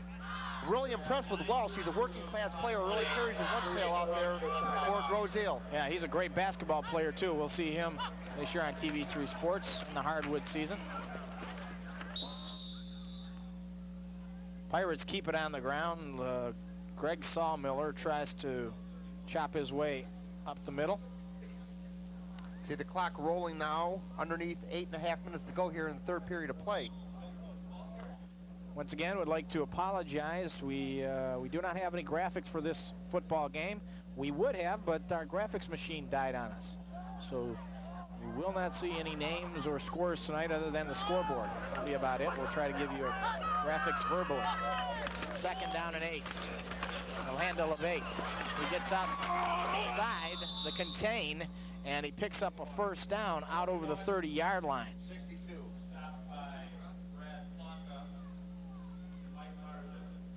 Brad Plonka is going to be the man that eventually drags him down. But look at the speed of LeBate, after he turns the corner. Mark of a good back. On the first contact, you don't go down. You keep on driving those legs. First down now for the Pirates. Dr. Don Lesner's got his offense on the move. As they try to get some better field position, you can really open it up when you move the ball out near the midfield. Keep it on the ground again. And with a 15-0 lead, they also keep the clock moving. LeBate, the ball carrier again. He picks up 3.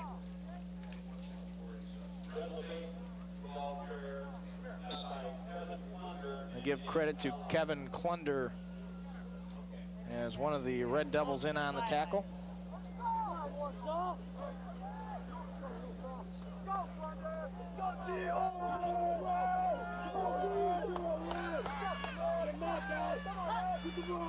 Second and 7. Play action. Hoffman under some pressure, throws it up, and it's caught. Excellent grab by LeBate. Brett LeBate makes the grab, and I think he's got another Riverview first down. Talented young player, this LeBate. Now watch Hoffman.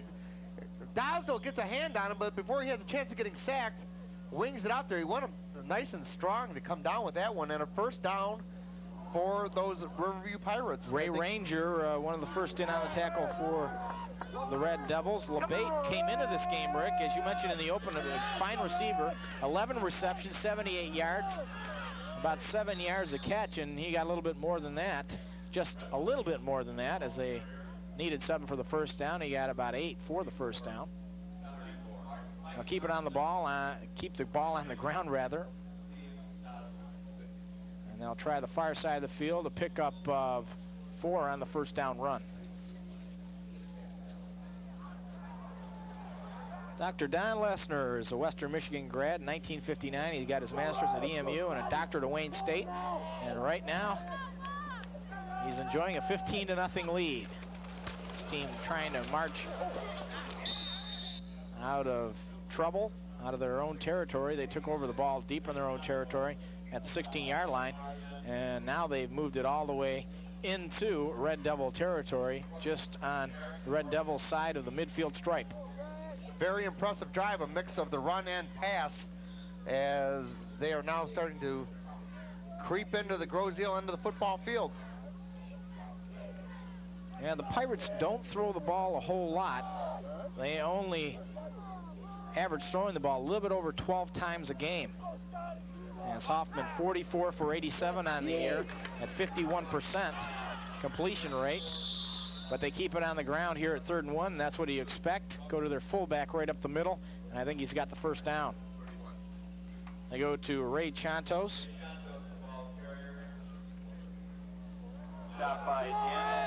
And he does have the first down. 1st and 10 in Red Devil territory at the 48-yard line. Come on, Red! Go, Red! You see the sideline. Of course, Eric Bernays there, number 12. Got to be a little bit dejected that coming down to the feeling that his season might very well be over with that bad ankle injury. And you saw Kevin Wilson looking on. 1st and 10 out of the eye. Play action. Hoffman rolling, throwing, and it's knocked away. Intended out there for Jarrett McCartney, knocked away by Mark Welsh. That was an outstanding reaction to the ball in the air. Fine defensive play by number 16. He's doing it on defense as well as offense. Fine defensive secondary player. This will roll to the right now. Hoffman has a clear ceiling as to what he's going to do, but he did not set up to throw. He threw it on the run. But look at the outstretch and the desire of Welsh to make sure that one was not going to be a complete pass. And outstanding defensive play. Welsh is their safety, and he did what the safety is supposed to do, read the play and react. 2nd and 10. Fake the draw, and they throw the little out pattern, and they complete it for about 5 yards. They got Ray Santos, who had an 8-yard touchdown reception in the first half. They've got him for about 5, and it'll bring up 3rd and 5. 4:14, the clock moving remaining here in the 3rd quarter. 15-0, Riverview leading Grosse Ile. I'm Bob Zahari along with Rick Chapo. Jay Stronster down on the field. Parents' night here at Grosse Ile High School. A perfect night for football. Mid-50s, no wind. Sure, Coach Thome would love to see his defense stiffen up right about now before this drive continues on any farther. 3rd down and 5. Big play for the Red Devils defense. Play action. Hoffman with time. Throws it over the middle. He's got a man. Harusi's got it, and he's got a 1st down inside the 35-yard line down to the 32. Hoffman, a very, very fine quarterback, showing his skill and talent right here as he kind of sidearms the ball and muscles it in there, but Harusi was right there, right open in the seam of that zone, and a 1st down to keep this drive alive for Riverview.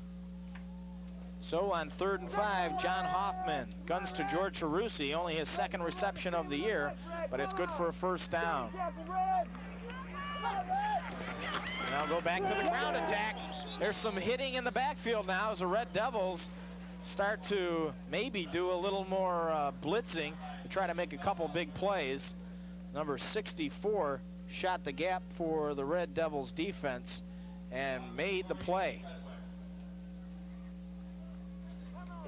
Dan Feldhauser, only a sophomore, and they're shooting that gap.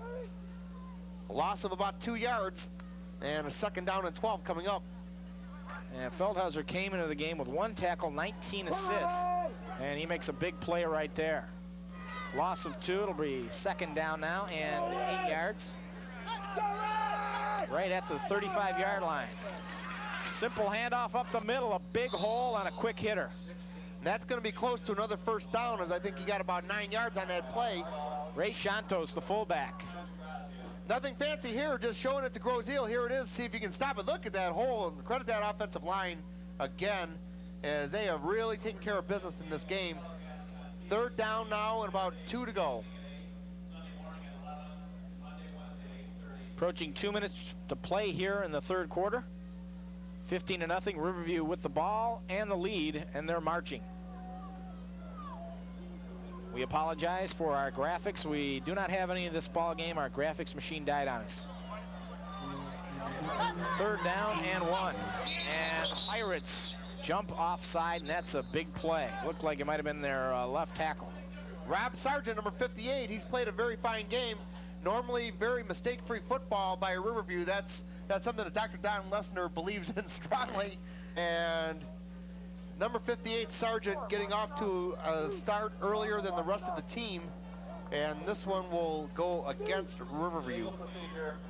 And the Red Devils. Our pistol. Ram 2. Watch the option. Ram 2. There you hear the call by Jerry Thome, the defensive coordinator for the Grosse Ile Red Devils. He's in his 28th year, and he's coached many players. One player we talked to last week, that mayor of Allen Park, Mayor Richards. He played for Jerry Thome, so that tells you how long Jerry Thome's been around. One of the most experienced coaches in Downriver area high school football. There's another big 3rd down. Riverview trying to convert. 3rd and about 7. Little throw over the middle, and they've got a man, and it's complete. The tight end, Mike Ellison. Flag down after the play is over. We'll have to wait and see if there's going to be additional yardage tacked on to this one. Ellison got enough for the 1st down. He picked up about 10 on the play. And it looks like And it's a dead ball personal foul on Grosse Ile, so this is going to be additional yardage. So they have the first down and the personal foul. This is Ellison's first reception of the football game. He's the tight end now. He just goes around and finds a seam in the zone and gets tackled.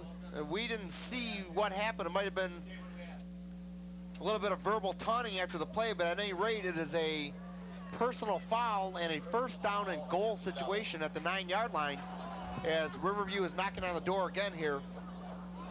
Less than a minute and a half remaining in this third period of play. So John Hoffman will bring him up first and goal at the 9. An impressive drive put together by the Pirates. They'll keep it on the ground. LeBate picks up a couple right in the middle. This drive started at their own 16-yard line, and 14 plays later, they have it second and goal at about the 8. Of course, what else would you expect out of a Don Lesnar coach football team? They made the playoffs in 86, 88, 89, 90, and 92. And with a win tonight, we would think that they'll probably make the playoffs again this year, even with a loss to Allen Park. We'll talk about that a little bit later on. So we look at the playoff picture.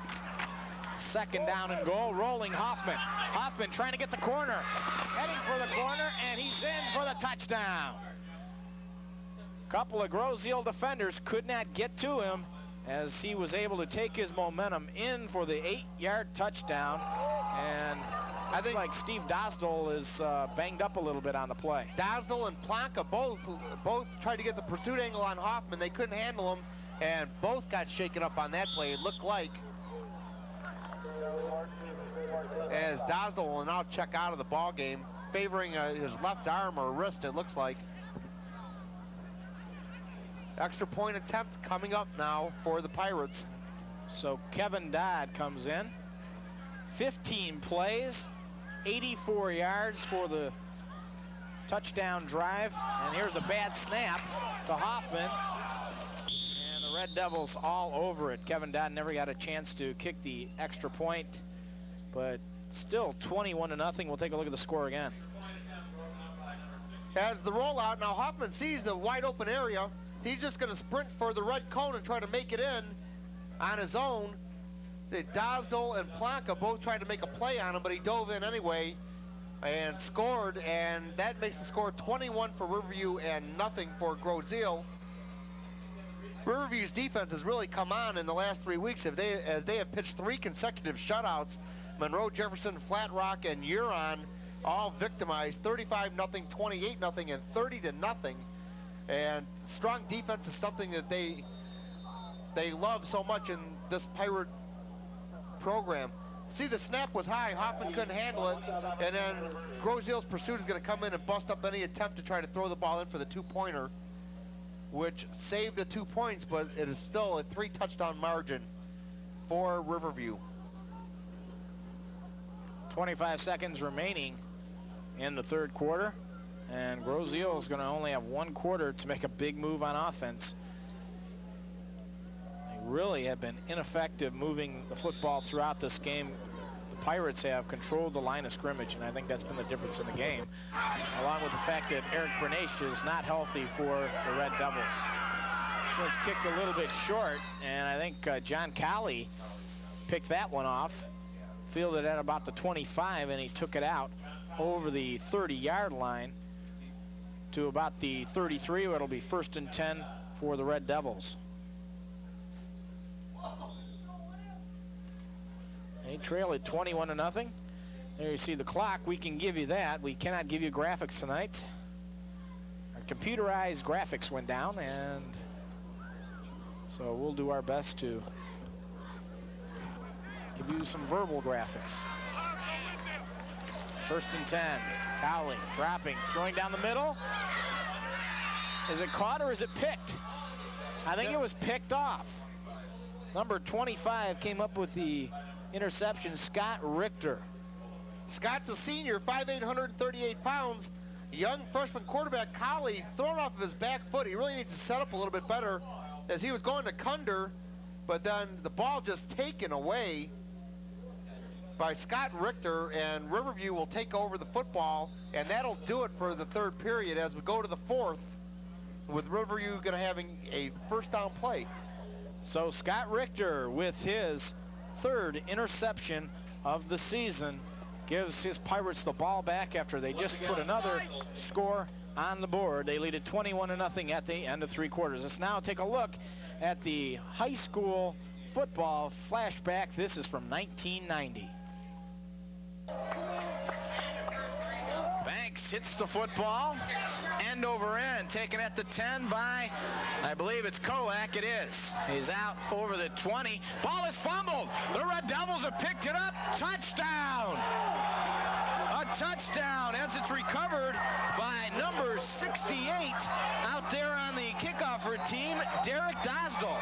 And Derek found himself a prize right there as they go all the way for a touchdown before this second half ever gets underway. 11:51 to go here in the That's right. That was Derek Dosdall. That is Steve Dosdall's older brother, and they need some plays like that out of somebody here tonight to get back in this football game. There you see number 34, Steve Dosdall, 5'9" senior, and one of the co-captains on this football team.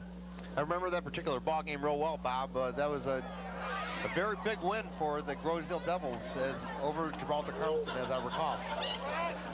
Start the 4th quarter, and after the interception, Riverview has the ball 1st and 10, the 48-yard line of the Red Devils. A little counter in the middle to LeBate.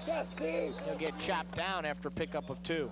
Dosdall there, first defensively, number 34 for the Devils. While we have a moment, let me give you the coaching staff of Riverview. Head coach is Dr. Don Lessner. Line coach is Jack Sohn. The end coach is Wayne Morris in his 19th year with Dr. Don Lessner. We already mentioned Jack Sohn in his 24th year. Linebacker coach is Jeff Orto. He's a former player in his 7th year. And check that, his linebacker coach. The line coach is Jamie Thiede in his 2nd year.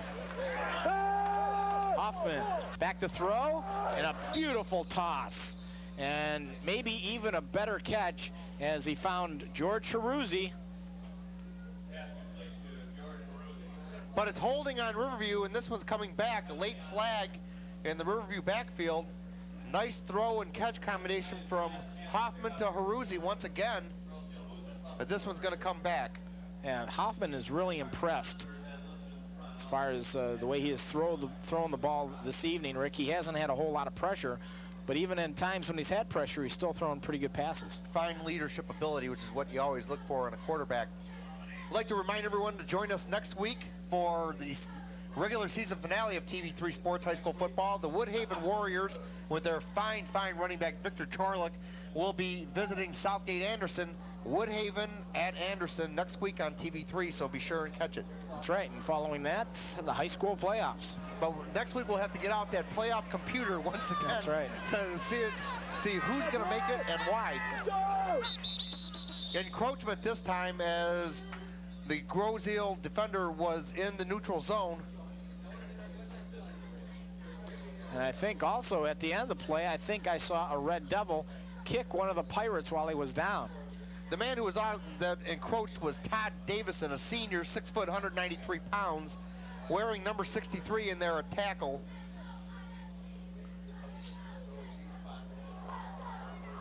Get a 5-yard mark off. What was that all about? He said you got a ball for kicking somebody.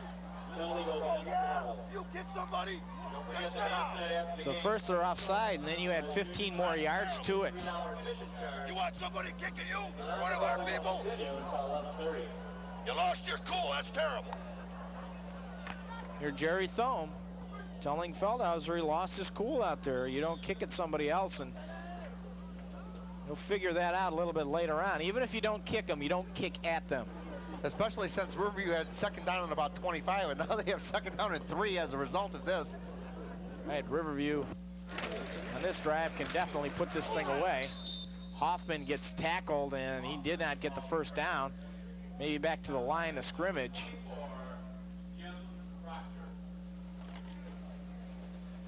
I give credit to Jim Proctor on that tackle. ISO on Wells, fine young defensive player, as he's going to collide at the end of the play with Todd Lockhart, number 55, the man with the cast on his arm. But you see the score and the time remaining coming up on 10 minutes to go in this one. 3rd down and about 2. Proctor playing defensive end, doing a nice job of corralling Hoffman. Set LeBate in motion. And the fullback. They'll keep it simple, and they'll get the 1st down.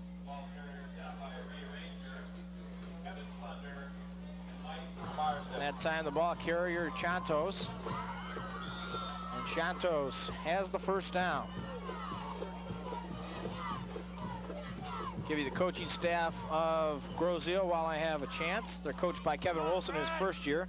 Their defensive coordinator, Jerry Thome, in his 28th year. Line coach, Keith Loya, in his 1st year. He played at Wyandotte and also played at University of Toledo.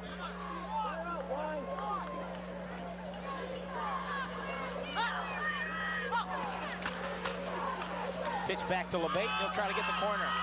To the far side of the field, still on his feet. LeBate. In for the touchdown. LeBate would not go down, and he takes it in on a 35-yard touchdown run. Just Mr. Excitement out there tonight for Riverview, as LeBate, the young tailback, he looks like he has quite a future here at Riverview High School, as he just would not even think about going down until he fell into the end zone with the football. And it's now 27-0 after the 35-yard run by LeBate. You remember that that Brett LeBate is only a sophomore, but last year there was this kid named Tim Stroke who's now at Harvard. He was the top back in the downriver area. Kevin Dodd in for the extra point. The kick is up, and the kick is good. And that'll now make it 28-0 Pirates.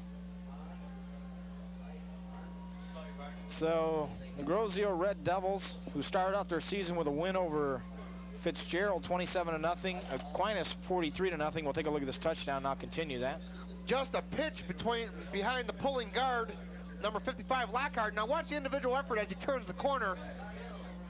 Just a fine-looking running back for a sophomore. As he uses his blockers so well. You see Lockhart is going to follow. He's going to jump over him to get into the end zone. That's taking your blocker as far as you can take him all the way to pay dirt. And a big lead in this one. Just over 9 minutes to go. I think we're going to see Grosse Ile run the football quite a bit now, and both teams possibly clear their benches. Let me continue on the season for the Red Devils as Riverview gets ready to kick this one off. Then they knocked off Huron 30-14 to be 3-0. They defeated Carleton Airport 21-12. They are now 4-0. And everybody said, is this team for real, when they went up against their first real awesome opponent, Monroe St. Mary's CC. I'll continue that in a moment as we have a JV player in doing the kicking. Riverview told me they would give me a roster, and they would give us a roster up here of all their JV players that were playing in this contest, since they did not have a JV football game, but they did not. So we do not know who number 12 is. Hopefully Mom and Dad do. Continue the story on the season for Grosse Ile. When they played St. Mary's CC, Rick, they lost that game 7-0 in overtime. They proved they were for real, but that was a very emotional loss. They could have won that thing. They had the ball 4th and 1 at the end of the first half and could not score. And they end up losing that thing in overtime. There's a big sack, and who do you think's got it? I'd lay some money on it. Number 63 leading that defensive line. Defensive line and offensive line for Riverview have really taken care of business, and they have been the difference in this game without a doubt. Grosse Ile ineffective on offense. They just could never get on track in this game. And Big Lot, number 63, had a lot to say about it. Yeah. After that loss to CC, then they played Monroe Jefferson, the class of the Huron Conference. And in that game, they led 7-0. They were tied 7-7 at half. And we've got flags on this play, as it's nearly picked off. There was all kinds of movement on the offensive line there. I'm not sure if it's on the defense or the offense. We'll wait the call. But in that game, Rick, 7-7 at the half, and in the third quarter, it was still 7-7 when Eric Bernache got hurt. They had their two guards hurt their ankles, and Jefferson went on to a 28-7 win. Then last week, undermanned even against Flat Rock, they lose that one 23-20 after leading 20-7 at half. So I think you can see the story of their downfall was probably when they started playing those two Monroe teams. They probably got really banged up. Back-to-back scheduling has got to really hurt you. And not only that, but they've been in a lot of football games this year. Like the old saying goes, you have to be in the game before you can win it. That's right. Little lob out, and Mark Welsh picks up some pretty good yardage, and he's going to be about 3 or 4 yards short of a first down. That was a well-designed play. You have to like this Mark Welsh as a junior. Tough, hard-nosed player on both sides of the football. Play again. As he's just going to run a route to get outside the cornerback, catches the ball. Now he really knows what to do with it as soon as he gets it, as he's going to take on that tackler and run him right down. Number 89 was Keith Greca for Riverview. But fourth down now and about 3 yards to go, and Grosse Ile will be punting. So Scott Plonka will punt it away. Low snap. We'll get this one off. Not a very good kick, but considering the bad snap, not a bad kick either. And the Pirates will take it over 1st and 10 at their own 44-yard line. Riverview in control of this one. As on their last possession, they went 48 yards in 4 plays. The last 35 of it being eaten up by their fine little sophomore tailback, Brett LeBate. As we're going to see all new and fresh jerseys going into the game now for Riverview, as they are going to clear their offensive bench off. As we told you at the start of this ball game, we do apologize. We do not have graphics this evening, and we also do not have a roster of many of the JV players. We'll try to give you as many names as we can for this Riverview team, but we were told we would get one, and we never did. Number 12 is the quarterback. We don't have that on our roster. Obviously an underclass player getting a little bit of work along with the rest of the offensive unit on the field now for the Pirates. Riverview on the move, and we'll talk about after this win, Riverview will now be 7-1, 6-1 in league play. And tonight Jefferson's playing CC, so they also have a chance at getting a piece of the league title if somehow CC could knock off Jefferson, and you know that could happen. Just because those two Monroe teams playing each other, you never know who's going to come up and you know, bite the other one. But we will talk about the playoff situation for this team from Riverview, coached by Dr. Don Lesnar. Right now, they're second in their region. First is Clawson. They're unbeaten. They have 85 points. Riverview is second with 75 points. They're followed by Centerline, who's 5-2 with 62 points, and Detroit Country Day at 5-2 with 62 points. There's where I say that they might not have to win next week against Allen Park in order to make the playoffs. They might be able to get in without winning next week.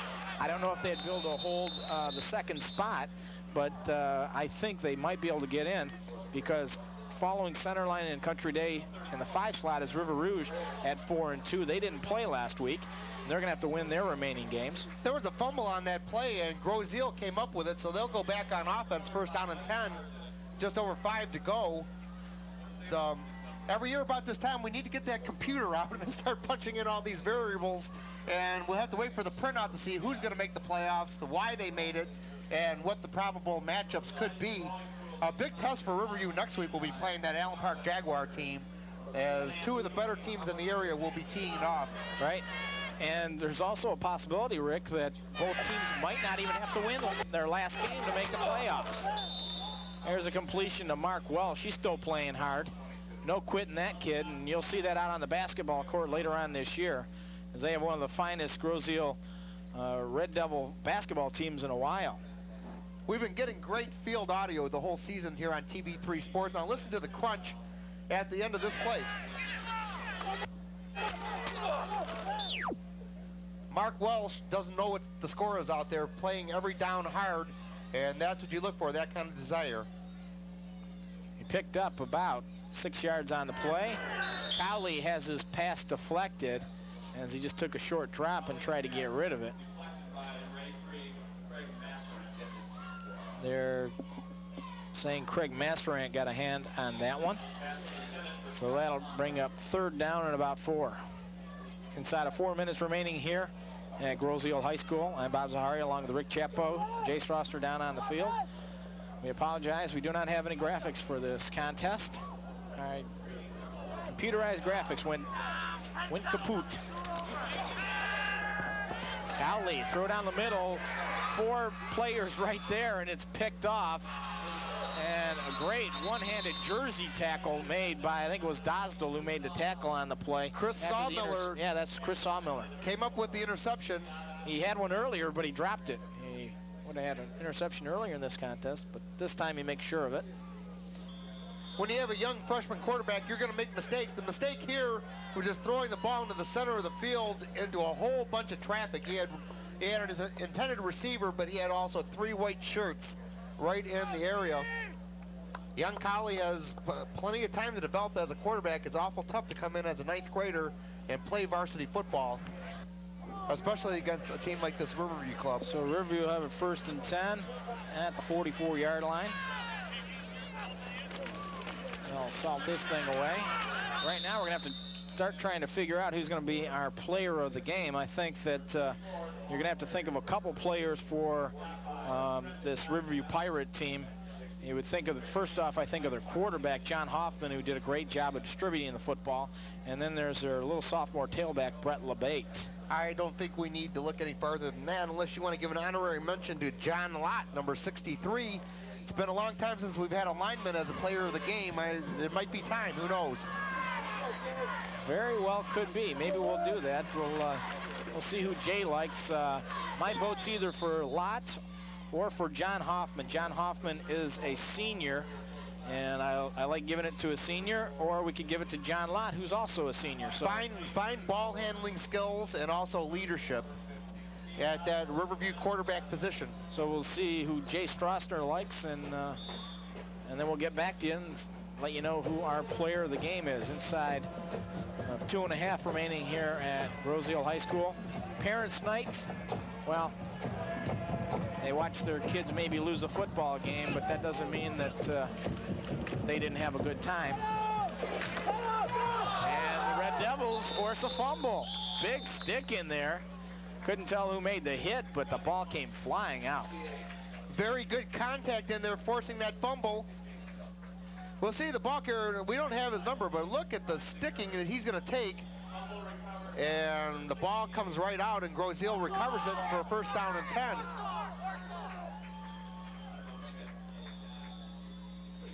Now, Jay has pulled a change-up on us. He is calling for LeBate to be player of the game.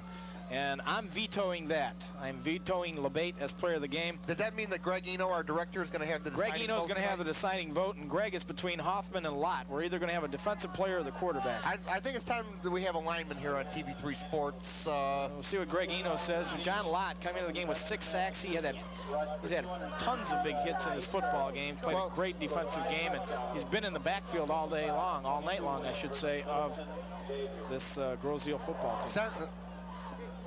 Since we're vetoing Jay, does that mean my vote counts twice? The only reason I'm vetoing Jay is because Brett LeBate's going to have a couple more chances to get player of the game. Jay, can you hear me? I can hear you.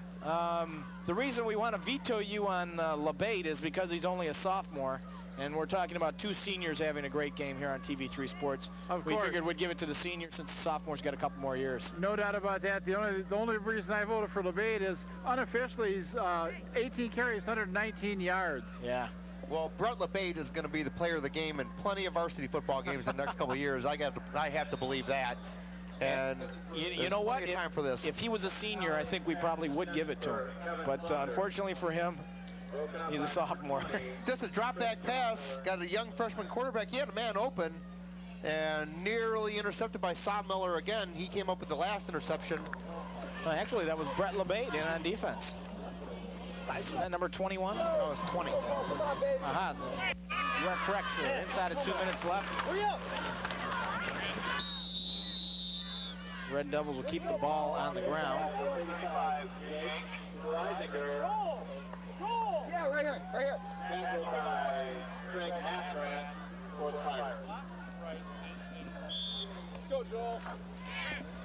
So Riverview, after knocking out Gable Richard 21-6 to start the season, defeated Airport 33-13. Then they won a game against Monroe CC where they trailed 8-0 going into the fourth quarter. They won that one 15-8. They beat Marine City 14-13. Lost to Jefferson 35-0. That shows how strong Jefferson is, Rick. And then they defeated Flat Rock and Huron the last 2 weeks. He tried to go to Kuntz again that time, incomplete, and fourth down play coming up now for Grosse Ile. Once again, an outstanding crowd here for a home football game at Grosse Ile. Great community support for Grosse Ile athletics. They love to come out and fine band show during halftime and at the conclusion of every game, a tradition here at Grosse Ile. Just an outstanding facility for high school football. 1 minute left. Fourth down, and about 8 yards. Like a near lateral. Completed, and you can really hear the sticking. Brad Plonka with the grab. And it'll bring up 1st and 10 for the Riverview as they turn the ball over on downs. Let's listen to this again.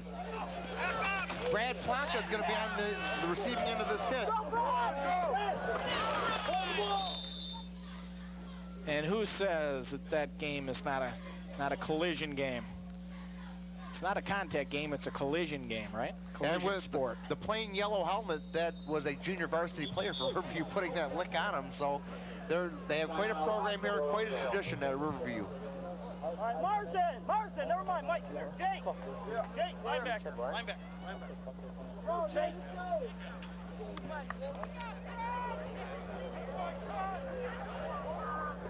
29 timeout with 29 seconds left, and can't imagine what they're talking about over there in that Riverview sideline. You think they would just step back and put one knee down and call this one a night. 28 points and pitching a shutout against this Grosse Ile offense that never did quite get underway. Just a little bit outmanned on both sides of the ball as far as the offensive and defensive lines. That's been the story. Well, I'll tell you what, I think Kevin Wilson, considering there were only 22 kids on this varsity team to start the year and he had all the injury problems, has done a great job. And let's go down on the field. Here's Jay. I'll tell you what, we were talking earlier on the sideline with Rich Schulte from the News Herald about football coaches and how they keep coaching right to the bitter end of the game. I think we just saw a perfect example of that right here. Back upstairs for the last, quickly, 29 seconds. That's right, timeout called by Grosse Ile this time. So both teams having their coaches coach to the end. We're talking about Kevin Wilson. He's been in coaching 13 years.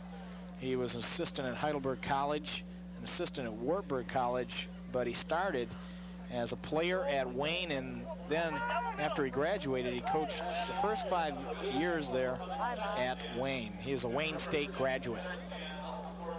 And he has earned my respect. A lot of people thought that the Grosse Ile Red Devils would not win a football game this year with what they had coming back.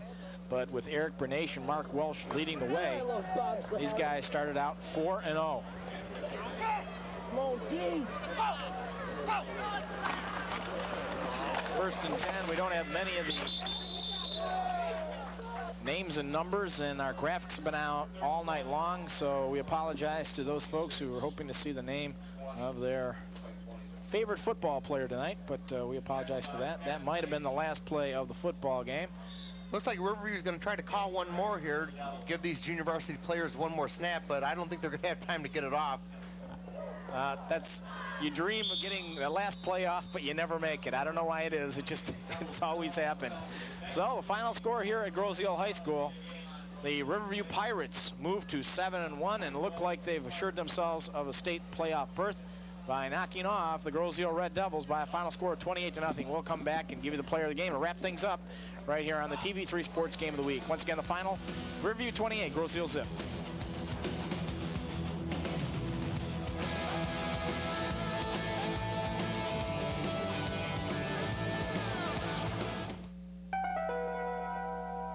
Endangered species? I have a sick child to worry about. You know, the willow tree gave us aspirin, the rosy periwinkle treatments for cancer, and the octopus makes a chemical to fight high blood pressure. But what miracle drugs will never be found if the species that provide them become extinct? Species extinction? We've got our hands full trying to feed our family. Food crops are made more bug and disease resistant by crossing them with wild plants. That can mean lower prices. Look, I got a business to run. Well, that wax he's using comes from the carnauba plant. And simple seaweeds benefit all kinds of businesses with ingredients for paints, fire extinguishers, and hundreds of foods. Fact is, there's something in nature for everyone. With countless species in jeopardy and more than 100 becoming extinct every day, can we really afford not to protect them? To learn more, call the National Wildlife Federation at 1-800-824-WILD. Well, it's all over here, and Grosse Ile, even with us not having graphics, they're still not able to overcome that, and they're not able to overcome all the injuries they had in the last few ball games. They lose to Riverview on Paris night by a final score of 28-0. Let's go down and talk to our player of the game with Jay Strassner. John Lott, number 63 of the Riverview Pirates. John, a big victory for you guys tonight. What are your feelings?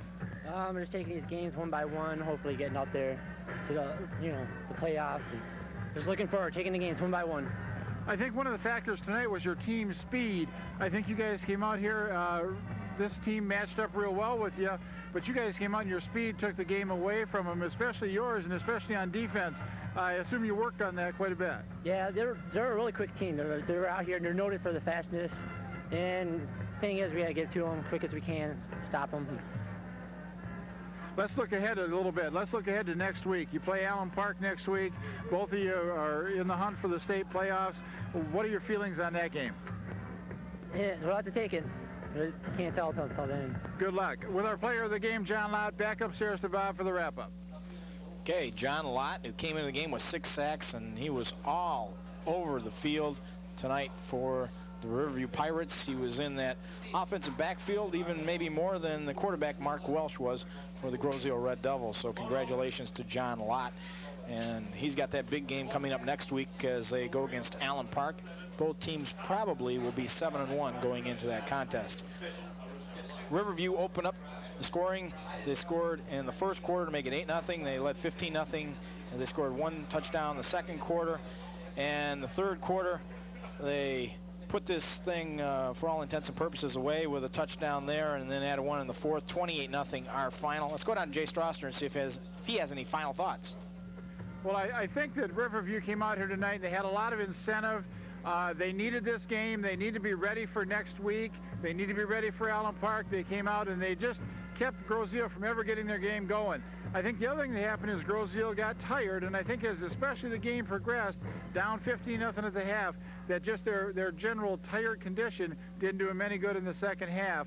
But let's go on to next week and see what happens as the battle for the playoffs continues. Back up to you, Bob.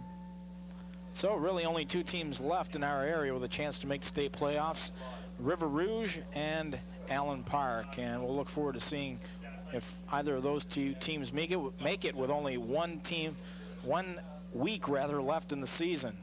For my director, Greg Eno, Paul Petrucci, the entire TV3 Sports crew, along with Jay Strassner and Rick Chappell and Bob Zahari, reminding you next week's football game, the final game of the regular season, Woodhaven at Southgate. The final score here at Grosse Ile, Riverview 28, Grosse Ile 0.